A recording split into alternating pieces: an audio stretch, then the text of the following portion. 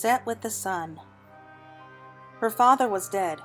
It had only been a few days since the event, and Fedora wanted nothing more than to run far, far away. Her mother had not stopped crying, and she knew that adding her own tears to the deluge would only make matters worse.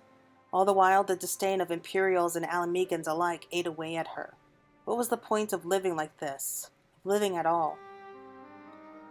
As the sun began to dip towards the horizon, Fedora made for the outer walls, slipping shadow-like through alleyways disregarded by the patrolling Imperial soldiers. She squeezed through a crack in the stonework barely larger than herself to reach her sanctuary. Here she could gaze out upon the easternmost peaks of Alabathia's spine, and, more importantly, be alone. Relaxing, she squinted into the setting sun, which had painted the sky her favorite shade of fiery red. "How can the sky burn so?" she had once asked her father, and he hadn't tried to palm her off with some convenient myth, admitting frankly that he didn't know. That was her father, honest and kind, and quite earnest while he asked her what she thought the answer might be. A prickle of unease jolted Fedora back to the present. She twisted around to see a pair of glowing gold eyes regarding her from above a wide, frog-like maw. The Abaddon's bulbous blue form quivered in anticipation of its coming meal. It must have wandered up from the water's edge in search of prey. She blinked as its long tongue flickered out to taste the air, tracing her scent. She was going to die, yet where she ought to feel fear, she found nothing but cold certainty. How strange it was then to be proven wrong. "Hi-ya!" A woman's yell reached her first, then a rush of air, a thud of impact, and the creature was gone. An instant later, another thud drew her gaze some distance to the right, where she noted the now prone Abaddon's stumpy legs flailing pathetically in the air. Nonplussed, Fedora stared as the woman, who she could only assume was some kind of martial artist, jogged back to her side. "Anything broken?" the woman was inquiring cheerfully, her hand extending down to where Fedora sat. When had she fallen? With effort, Fedora eventually mustered the wherewithal to shake her head. After a rather too long judged by the almost comically relieved "Thank goodness," she received in reply. Though most of her face was obscured by a mask, the woman's smile fairly glowed. It almost reminded Fedora of the fire in the sky. "I'm Ida," she continued. "Nice to meet you." When Fedora made no move to reciprocate, Ida clasped her hand in both her own and shook it up and down as one might a small child's. Fedora began. "What's your name?" Ida injected, heedless. "Fedora." "Fedora? Did you come here alone? Where are your parents?" "My mother's at home," she muttered sullenly. "But my father he's—" "I'm sorry," Ida nodded, and said no more about it. In fact, she seemed to forget the subject entirely. "Shall we meet here tomorrow?" "What?" Fedora managed. "Why?" Ida tilted her head in confusion. "Because we're friends." "Since when?" Fedora fired back. This Ida may have saved her life, but that didn't make them friends. "Don't worry. If any more monsters turn up, I'll kick them halfway to Doma," the woman replied staunchly, missing the point. "So you're come?" she continued, showing no inclination to let go of the idea or Fedora's hand. There was nothing for it. Fedora nodded. Accompanying Ida wherever she happened to be going became a regular occurrence for Fedora in the days that followed. She would never forget the joy of swimming across Loch Sed, or the trial of explaining away her salt-reddened eyes to her worried mothers afterwards. She also learned to hunt. Her first kill, which Ida roasted over a campfire, tasted nothing like the meals her mother made, but was delicious nonetheless. And for the first time since her father's death, Fedora found that she could smile again. Ida often spoke of her younger sister after that. She too had faced their father's death at an early age, and Ida had been desperate to cheer her up, take her anywhere that might bring a smile to her face. "You remind me of her, you know. I couldn't just leave you like that." She also mentioned that she was staying in Girobanya, temporarily while she and her comrade did their work. What they intended to accomplish, however, Ida would not say, waving away her questions with a smile. Fedora had some idea, though. She had heard Ida talking to this partner of hers via link pearl several times, always about the refugees, and while she couldn't begin to guess at the details, it was enough to tell her that they were enemies of the Empire. Yet in spite of this, and to her own surprise, Fedora felt perfectly at ease. "Why don't you come with me?" There was no hesitation in the offer. Her mission accomplished, Ida would be leaving Alamigo soon. with Fadola if she so wished. They could live somewhere else, somewhere free, together. Fadola didn't know what to say. It was all so sudden. And what of her friends and her family? Could she bring them too? We can only take so many people. 1 or 2 we could slip in through with the cargo, but no more than that, Ida looked pained. I'm sorry. Maybe it was wrong of me to ask. She would think about it, she promised. So Ida told her where to meet for their escape, and when. After that, Ida would be gone. After much fretting on her own, Fadola decided to share her dilemma with her 4 closest friends. They were silent when she told them everything, and for a good while after. It seemed they didn't know what to say either. It was Emmeline who spoke up first. Sorry, I can't just leave my family behind, but I don't want you to leave us either, she managed, before curling in on herself, looking like she might cry. My granddad's really old, muttered the thick-set boy next to her apologetically. I don't think I could go either. Fadola's shoulders slumped. Of course they'd never agree. It was Charlotte, a boy that often trailed after her like an adoring younger brother, who spoke next, with tears in his eyes. I know you want to.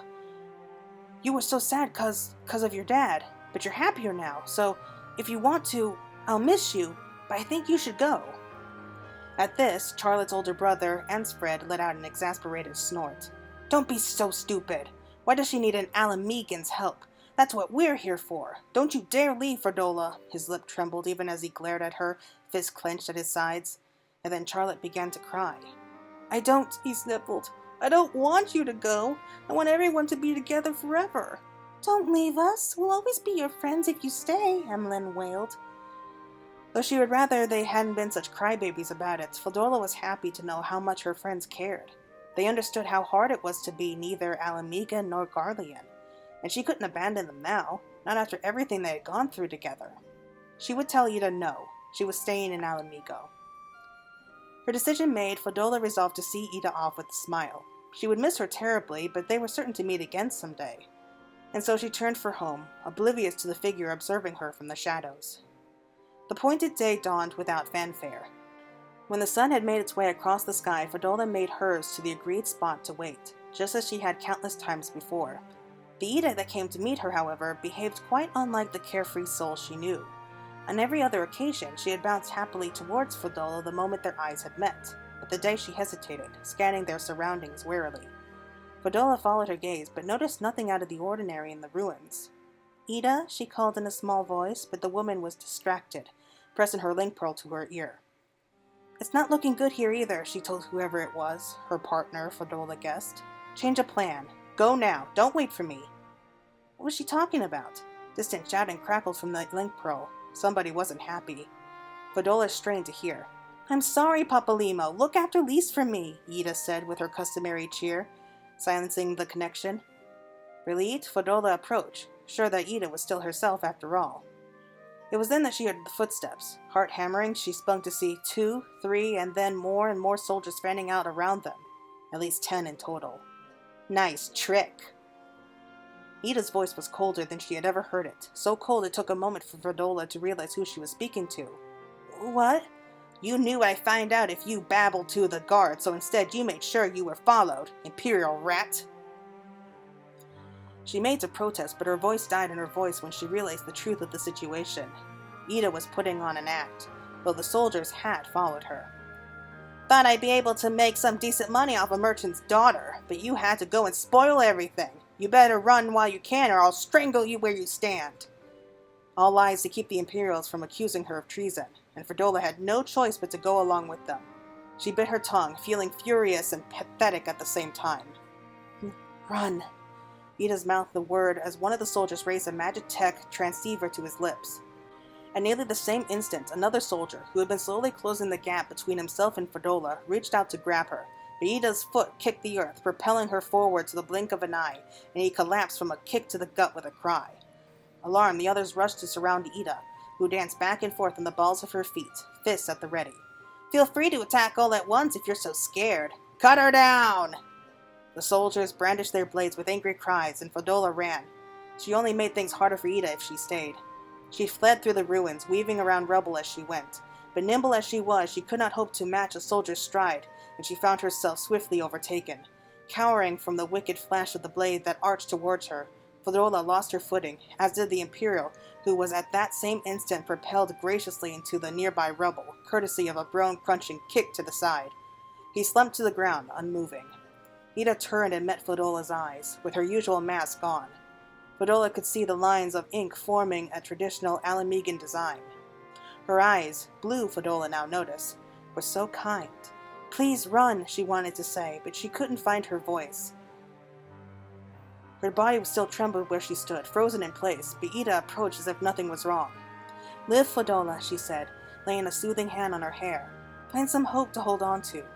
Fedora could only nod, barely able to contain the sobs that threatened to burst from her chest as Ida graced her with one final smile.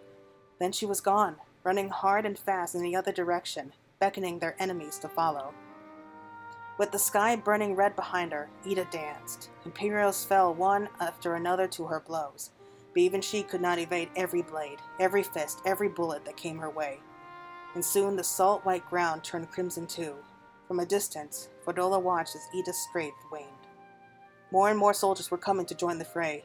She even saw a hulking Magitech monstrosity approaching, the grating screech of metal on metal adding to the clamor which now resonated around the ruins. Fleet of foot as she was, Ida surely could have escaped alone. Yet there she stayed, fighting this impossible battle. She was going to die, and why? For the sake of one child? For her? Why me? If she went for help, they might make it in time. But who would she ask? Who would help an enemy of the Empire? No one she knew. She cursed her own uselessness. Still, she kept moving, one step at a time, though her legs trembled to take them, and repeated Ida's final words to herself until they were a part of her. She would live. In the end, she faced no inquest for having been present, thanks to Ida's deception. Nevertheless, she knew that if her loyalty to the Empire should ever again be cast into doubt, her mother, and perhaps even her friends, would pay the price as well. It would be imprisonment or death for the lot of them. If these were her choices, then she would prove herself a worthy citizen of the Empire, though she had yet to find the hope that Ida spoke of. She chose to believe that she would one day. Until then, she would live. The tattoo stood starkly against Fedora's complexion, its ink fresh under her skin. She traced the traditional pattern with her fingers.